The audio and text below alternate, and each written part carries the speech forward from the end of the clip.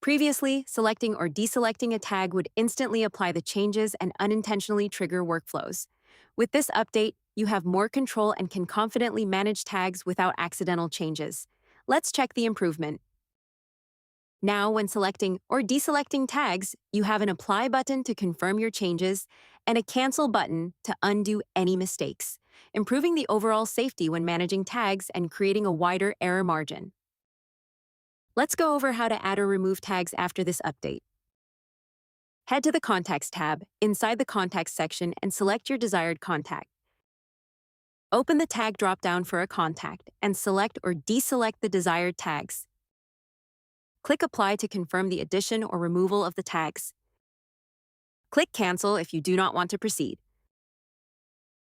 This update improves the tag management experience in the Contacts module by introducing confirmation for adding and removing tags, allowing you to modify your contact tags with confidence. We hope you enjoy it.